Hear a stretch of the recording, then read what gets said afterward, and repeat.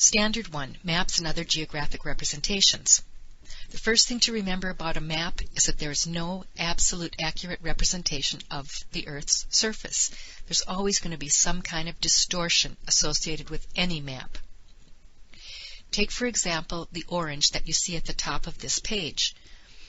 If you were to try to peel the orange in one piece and then flatten it out on a surface, what would happen to that orange peel? It would tear, it would rip, it would in some way be distorted, and it would not represent a sphere or an orb or a globe accurately.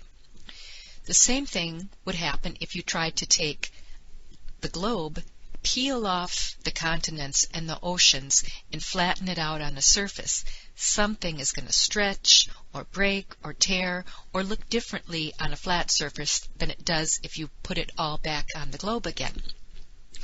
So a map can be presented many ways, and essentially it's a selected aspect or a representation or an interpretation of some part of the Earth's surface. And it's up to the cartographer or the map maker which representation or which projection of Earth they are going to use to make their map. And what kind of information are they trying to illustrate, or what are they trying to depict about the Earth? But always there will be some sort of distortion. As we just noted, no map is an absolute accurate representation of the Earth's surface. Look at the map on this page. It's pink and green and purple and blue, and it really doesn't look anything like Earth's surface. So, do maps lie? What is a map's perspective anyway? And do maps tell stories and highlight themes? And if so, how do they do that? Take, for example, the great story of the adventures of Tom Sawyer. Tom Sawyer and Huck Finn are in a hot air balloon somewhere over Illinois, and this is how their conversation goes. Huck Finn says, "I know by the color we're right over Illinois yet, and you can see for yourself that Indiana ain't in sight." Tom Sawyer says, "I wonder what's the matter with you, Huck. You know by the color?" "Yes, of course I do," says Huck. Tom asks, "What's the color got to do with it?" And Huck Finn says, "It's got everything to do with it. Illinois is green. Indiana is pink. You show me any pink down here if you can. No, sir, it's green." Tom Sawyer said, "Indiana pink? Why, what a lie." And Huck Finn says, "It ain't no lie. I've seen it on the map, and it's pink." Tom Sawyer says, "Seen it on a map? Huck Finn, did you reckon the states was the same color out of doors as they are on the map?" Huck Finn replies, "Tom Sawyer, what's a map for? Ain't it to learn you facts?" Tom Sawyer says, "Well, of course." And Huck Finn says, "Well then, how's it going to do that if it tells lies? That's what I want to know." Okay, so do maps lie? Well, we do know that there are no states in the map that are pink. So what about these aerial shots of the state of Indiana, the same state that was pink on the map? In the map on the previous page, it's a map that will be able to show us how to distinguish one state's shape from another and where it is on the map of the United States. It might be a tool for school children or others to start identifying the different states, but we do know that the cartographer wasn't trying to lie and tell people that Indiana was pink or Wisconsin was green or some other state was yet a different color. It was just a way to show the shapes and to show the positions on the map to make it easier to learn the states. Take these two pictures of Indiana. The first one on the left-hand side is a remote sensing shot of the state. It's not pink, but it certainly is brightly colored. This map allows for the viewer to identify certain things on the map. In this case, we're looking at wetlands or riparian areas in the watershed around the rivers of Indiana. So somebody looking at this map might be able to tell where there's land degradation, if an area needs to be reforested, And they also they look at perhaps how the channel of the stream may be switching. They'll look at land use types, soil types, and vegetation, and especially with the map on the right-hand side. So they're both aerial views of the state of Indiana, and they sure ain't pink. As ordinary individuals and as highly trained geographers or professionals, we use maps every day to analyze information from a spatial perspective. For example, the map in the upper left-hand corner is a map of Illinois that's useful for transportation. We can tell where we want to go and how we want to get there by looking at the various highways and roadways on the map. The map would be of little use for someone who's trying to check out the various land uses in Illinois or ask other major questions about Illinois' geography. The map in the top of Piestewa Peak in Arizona shows us the contours of the map. Perhaps if we're really experienced hikers, we would be able to look at this contour map and find out where we should go or where we should avoid. But every little elevation is shown on this map. The map at the bottom is a simulation of what a city might look like. It might be used by architects or geographers, urban planners, to help design a city. But it certainly isn't useful for getting around. We wouldn't know how to arrive at point A or point B by looking at this map. So these are just some of the considerations about maps and how we use them, what they're useful for, and so on. Every map and every geographic representation has a purpose. Basically, geographers categorize maps into two main categories: general reference maps or representations and thematic maps. Of the maps depicted on this page, which do you think are general and which are thematic? Take the map in the upper right-hand corner. It's a map similar to the one that Huck Finn and Tom Sawyer were looking at a couple of slides back. The states are all different colors, and they bear no resemblance to the states as they really are if one were to take an aerial photograph. It's a pretty general map, general reference map. We can tell where the states are, what the states' names are, how big they are in relation to other, and how far apart they are from each other. But that's pretty much it. So this is a general reference map. Looking at the picture in the upper left-hand corner, we don't really see a map, but instead we're looking at the globe. The globe is useful information. We can see where the oceans are. We can see where the continents are. If you look closely at this, the portion of the Earth you can see on this globe, you can see the United States, Canada, Central America, Mexico, and South America. You can see the Andes Mountains and the Sierra Madres and the Rocky Mountains by their orange color. You can see the dark green of the Amazon basin. So there's a few details that you can discern on the map.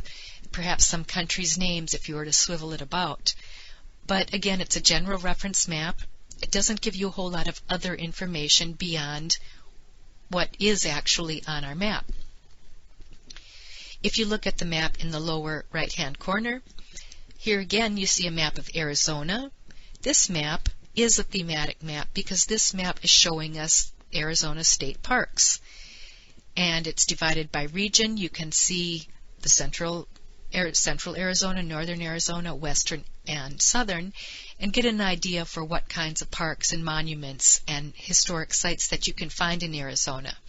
You can see the highways, so perhaps it'll be a little bit useful in getting from place to place if you're a tourist and traveling through Arizona visiting the state parks. This is a pretty thematic map. The last map on this page in the lower left-hand corner is a really sophisticated map, a remote sensing map, and it's showing thermal upswelling jets at Lake Tahoe. This is a really specific map, and it's only going to be useful for people who know about this information and who want to analyze it and know what the brilliant colors on the map means. A common phrase is a picture tells 1,000 words. So it is true with maps. The theme of this map tells the sad story of just one city and one county in the United States. That is virtually the same story that we hear across many, many cities and many counties in the United States over the past few years. This map is illustrating neighborhoods where housing foreclosures have occurred most frequently in Chicago, Illinois, in Cook County in 2007. As you look at the map, you can see the various neighborhoods numbered, and you can see clusters of red dots and areas that have fewer red dots. So this is a density map, and the density that we're looking at, the red dots concentrated in 2 or 3 or 4 different areas, are showing us the complete foreclosures. So in other words, it's showing us neighborhoods where foreclosures have occurred at a higher rate than others.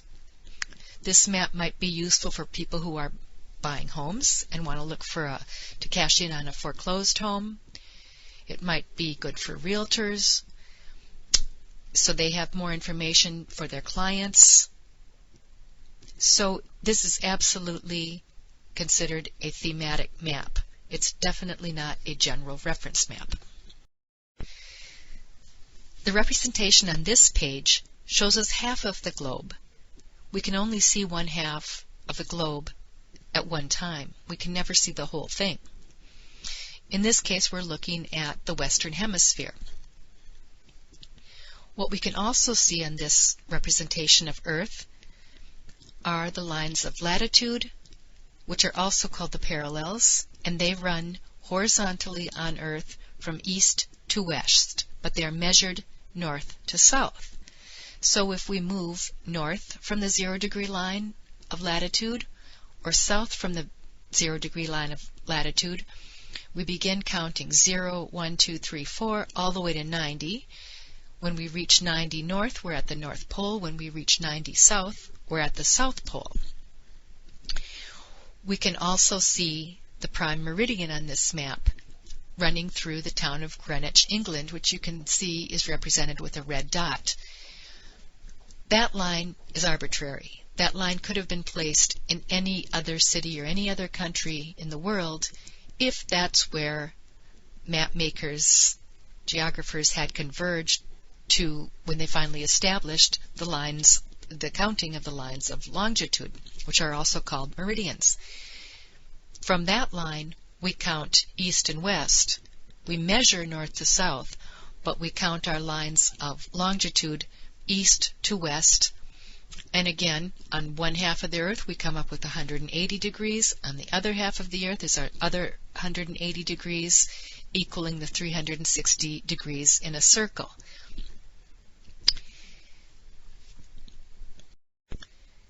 The maps on this page are called isoline maps. And then what they're recording are the contours, the undulations, or the gradients in a particular phenomenon that they're trying to depict graphically. With the map of the United States in the upper right-hand corner, what we're seeing is the amount of solar energy that reaches the U.S. by region. So the colors on this map range from a deep red, where we see most of Arizona, to a light green, where we see some of our northern states, Wisconsin and Michigan, and some of our upper northeast states, and also the Pacific Northwest, which is even a darker green. And this is just showing us then again the solar energy that's reaching the United States. In the map in the lower left-hand corner, what we're looking at is a map of Michigan, and we're looking at the mean annual precipitation in inches as it varies throughout Michigan.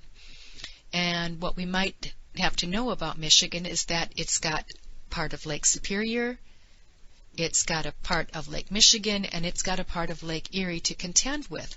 So depending on the winds, depending on the seasons and so on, we're going to have different rainfalls, different inches of rainfall in different parts of the state.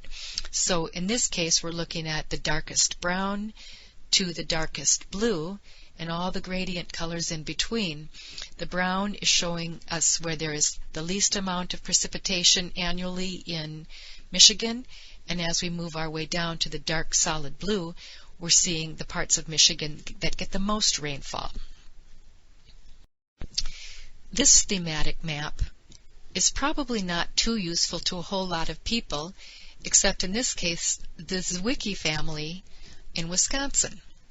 Zwicky is a Polish surname or a Polish last name, and many of the residents, or many of the Zwickis, live in Wisconsin. So it's a thematic map, all right, but it's not too useful to too many people except the Zwickis and perhaps some historians who are looking at surnames in Wisconsin, or perhaps settlement of Poles or other ethnic groups in Wisconsin.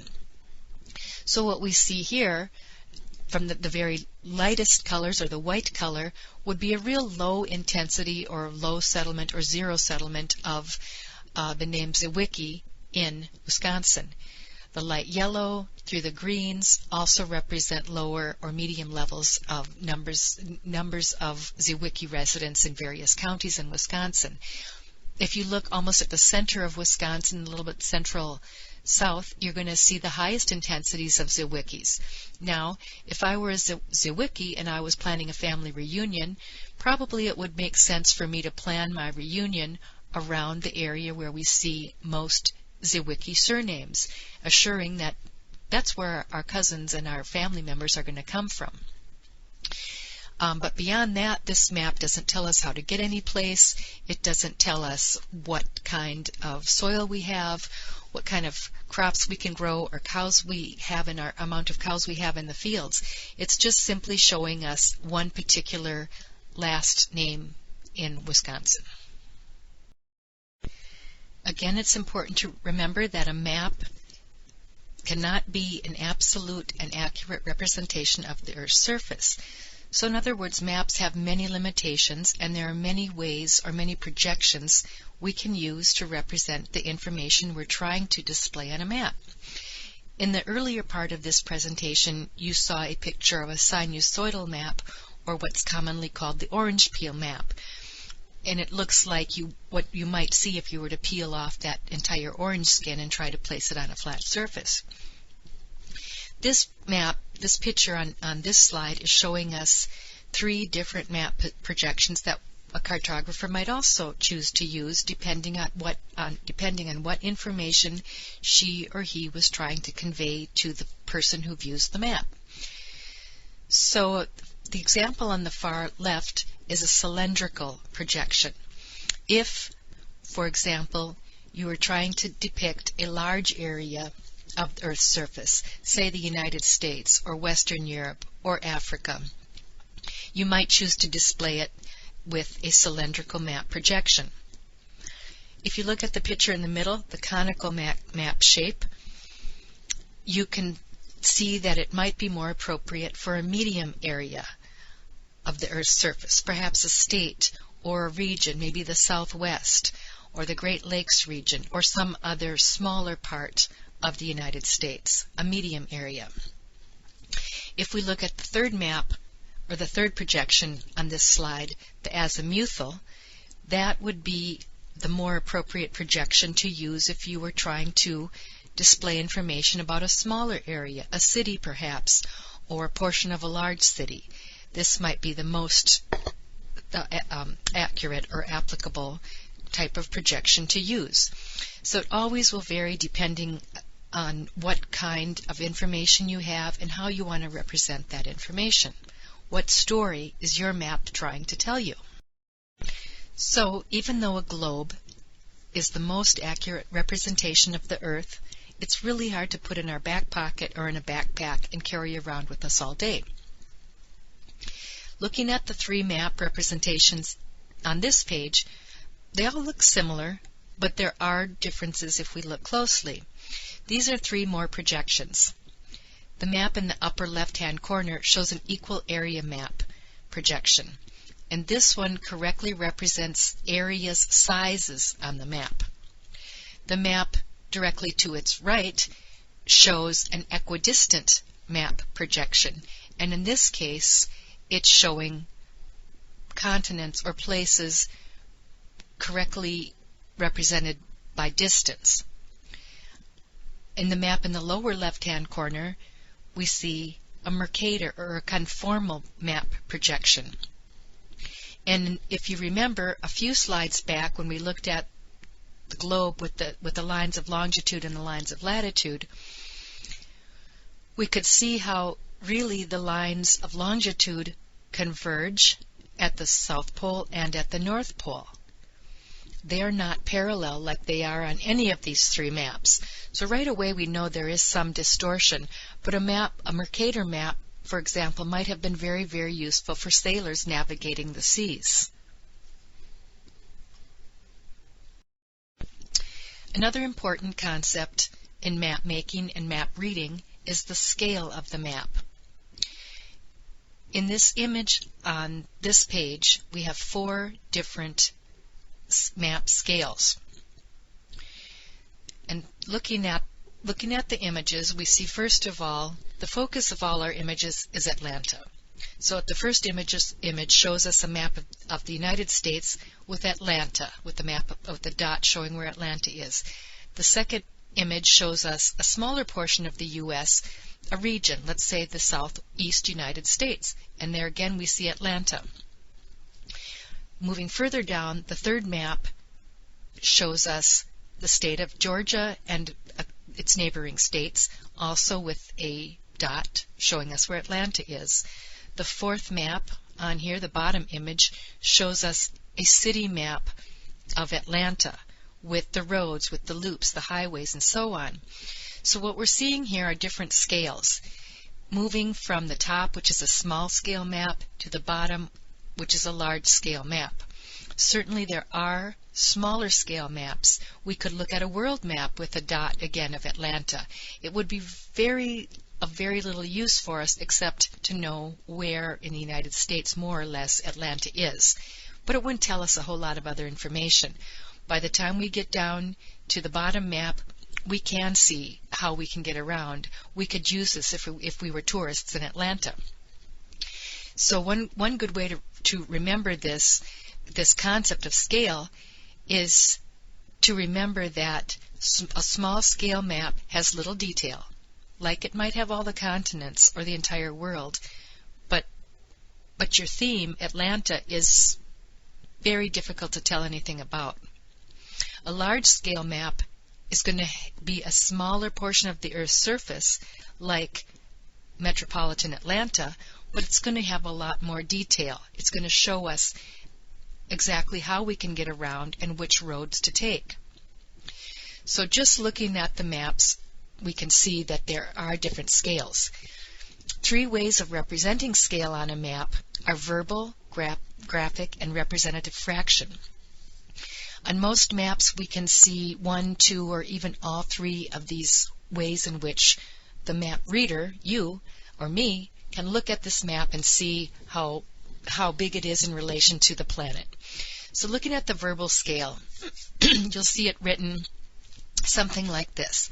On our first map, it says 1 inch equals 1,485 miles, or 1 centimeter equals 940 kilometers. So we know that 1 inch on the map surface equals 1,485 miles on Earth's surface, or 1 centimeter on the map is 940 kilometers. That's our verbal scale. It says it in words. The graphic scale shows us essentially the same thing.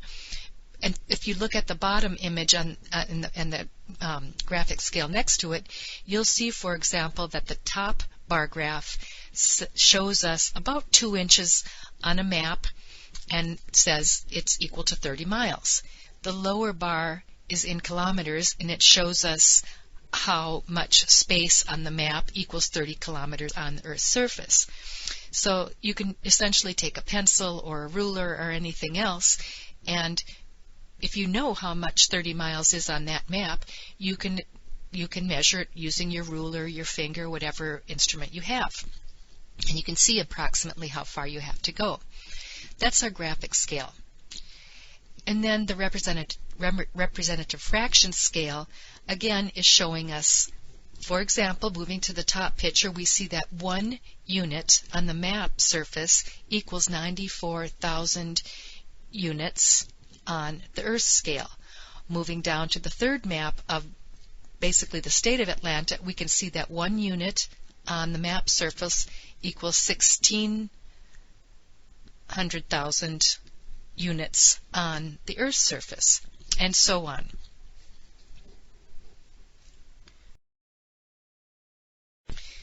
Geographers and others use maps to explain and to illustrate patterns and distribution of phenomenon on the Earth's surface. So, for example, the map on this page illustrates the spatial distribution of religious denominations. We can see, for example, how the primary religions break down in the United States. We can see that in the south and southeastern portion of the United States, the area is heavy with Southern Baptists. The midsection of the United States and eastern portion of the United States shows a high proportion of United Methodists. The yellow map, or the yellow states on the western side of the map, show us a high proportion of LDS, or Mormons, in the United States, and so on and so forth. So again, we can look at the map at a glance and see more or less in which portions of the United States do we have various religious concentrations. It's a very useful map if we are looking for some piece of evidence to help us supplement other documentation or information we have about religion in the United States. The image on this page is not a map, but it is another way in which geographers represent information that we could indeed plot on a map. In this case, we're looking at the religious diversity in Hawaii from the 2000 census, information that was collected by people responding to the census. At that time, the total population of Hawaii was 1,211,537. And of that number, 5 religions are represented on this graph. So we're seeing that almost 30% of Hawaii's population in 2000 is Christian. Maybe about 8% is Buddhist, 1% Jewish, about 10% identified themselves as other, and over 50% of the population in Hawaii identified themselves as unaffiliated. So again, this will give us a sense of what religious denominations inhabit Hawaii, but not much other information. So it's thematic, it has a specific purpose, and it's trying to convey information about Hawaii's religion. And that's all it's going to tell us. After viewing this lesson on maps and other geographic representations, you'll know how to identify, access, evaluate, and use all of these geographic resources to ensure that your students have a rich school experience in geography and will end up by being able to problem solve and make effective decisions in both their education as well as in their daily lives. This lesson on maps and other geographic representations has been written and narrated by Dr. Beth Larson, lecturer in the School of Geographical Sciences and Urban Planning at ASU, 2010. Thanks.